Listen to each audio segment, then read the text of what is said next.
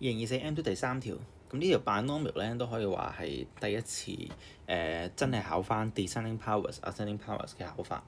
咁以前不嬲考開嘅都係考 coefficients， 好少係考第幾個 term 嘅呢啲問題。咁今次咧就有一個好嘅例子啦。點樣去處理呢啲first three terms 呢啲講緊 descending、ascending 嘅例子？咁一條好好嘅 example。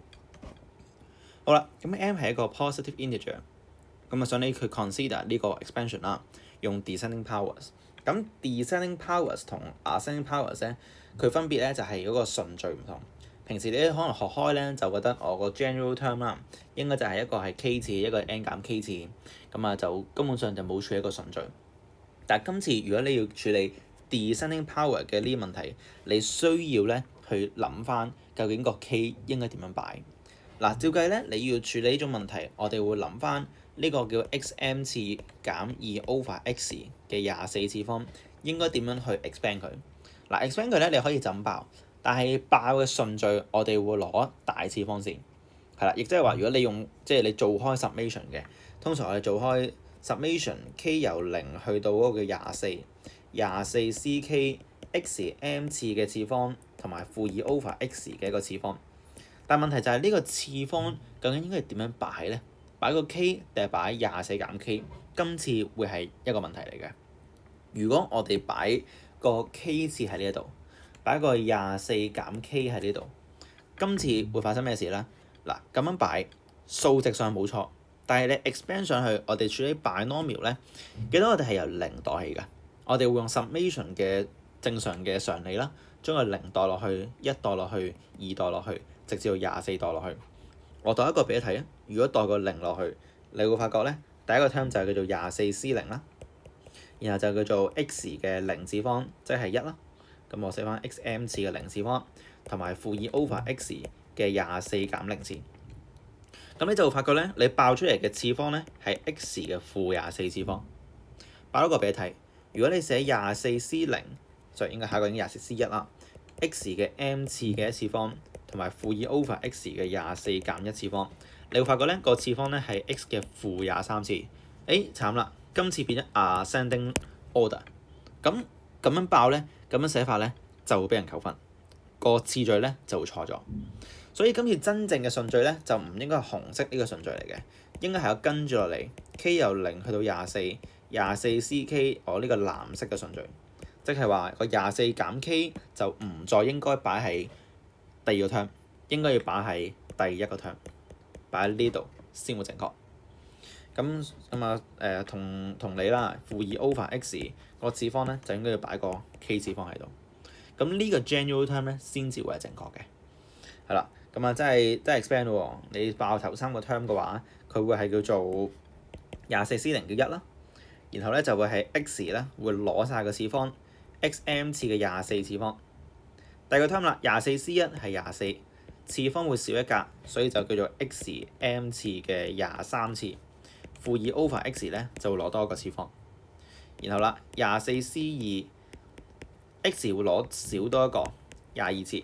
然後咧，負2 over x 咧就會再攞多個係2次方，係啦，咁一路加落去。我哋今次只需要頭3個 term， 所以今次計翻條數啦。第一個 term 會係 24m 次方啦，第二個 term 就係負48 x 嘅 23m 減1。咁最尾啦，你撳一撳機 24c2， 再有個2次喺後面咧，佢會係叫做23，應該係叫做1104 x 嘅 22m 減2啦。咁佢問你 first three terms 咧，最好咧都寫翻，所以 first three terms 就會係叫做 x 嘅 24m 啦，負48 x 23m 減1啦，同埋1104 x 嘅 22m 減2啦。OK， 好，跟住啦 part B， 佢話如果第19個 term 係 constant， 揾翻個 m 同埋個 coefficient of 60次方。嗱，第19個 term 諗一諗先，我哋本身代數個順序咧係個 k 會係由0開始代0、代1、代2、代3，以此類推。所以今次佢處理嘅嗰個諗法咧有少少唔同啦，就會正常嚟講，我哋數數字咧係由1、2、3咁樣數落去啦。但係如果我哋濕 x 所以濕個 k 係等於0嘅話，呢個咧先至係我哋嘅第一個 term。如果 sub k 叫1先至係我哋嘅第二個 term，即係 first term 啦，second term 啦。sub 個 k 叫做2係我哋叫做第三個 term，the third term。所以我哋就睇睇個規律啦，一路數到去第19個 term，究竟個 k 會係乜嘢咧？嗱，每次我哋數第一個 term，佢個 k 代數嘅數值都會係比佢個 term 少一格。second term 再少多一格 ，third term 少一格，19就會係少一格，就應該會係18嚟嘅，應該會係18嚟嘅。所以我哋將頭先個 general term 代 k 叫18，就知道嗰個 term 係咩事啦。係啦，佢話想要揾第19個 term，OK，個19個 term 係 constant 啦。咁亦即係我個次方都會係叫做零次方嚟嘅。OK，咁今次好多事情發生，我重新寫一次。Part B， 我哋想要嘅嗰個 expansion xm 次減2 over x 嘅24次方，佢用翻 summation expand， 佢係叫做 k 由0到24，24ck x m 次嘅24減 k 同埋負2 over x 嘅 k 次方。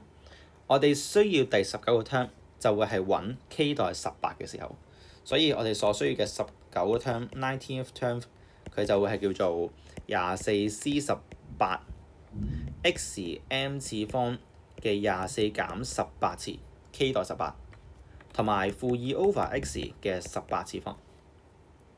佢會係一個 constant term， 所以啲次方加埋一齊應該會係0嘅。咁啊，24c 18啦，就應該係佢 x 嘅24m 減18m 次方。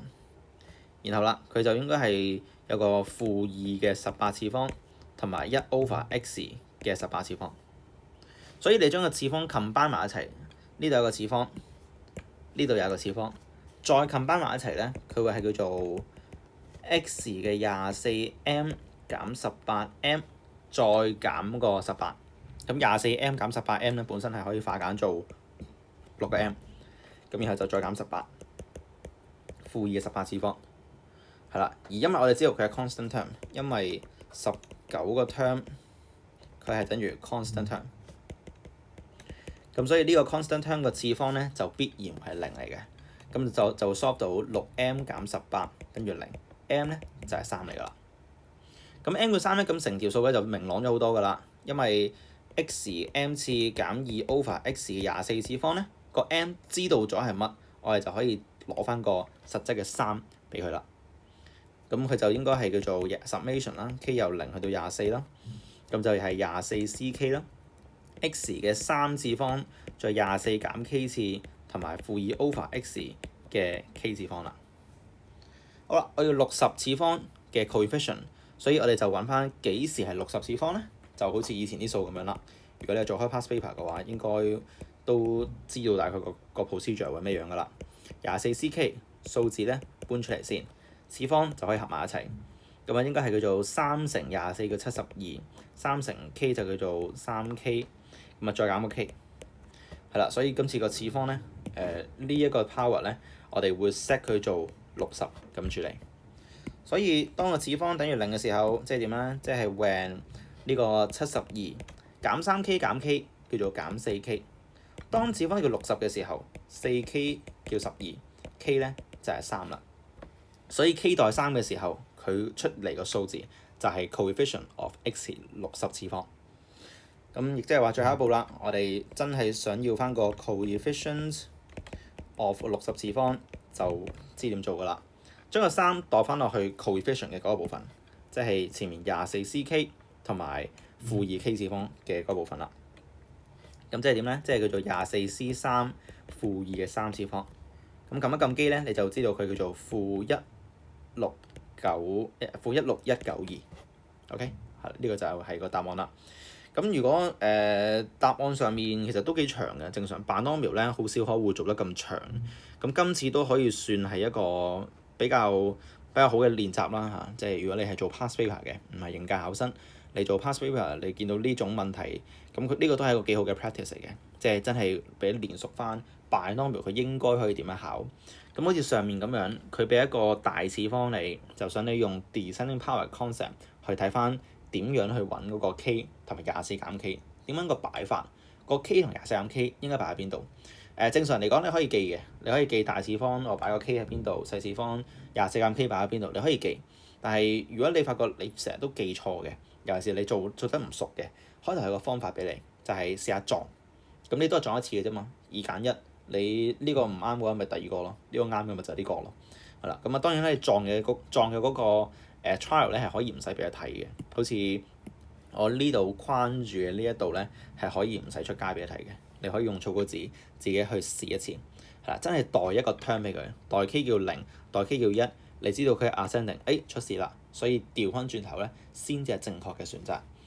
咁基本上成條題目咧最難就係前面個 descending， 亦都唔可以話好難嘅，只係一啲唔係咁常見嘅題型，尤其是係喺 DSE 裏面比較少見。咁學校卷可能你做得好多，或者你啱啱學 binomial theorem 嗰陣時會做得好多。係啦，咁呢一堆咧係一啲好嘅 practice 嚟嘅，即係呢個 A 同埋 B， 咁一次過練晒你點樣去揾 descending power 個順序點寫啦，第19個 term 應該點樣揾啦，constant term 點樣去表達啦，同埋 coefficient 點樣做。OK，咁成條數就係咁啦。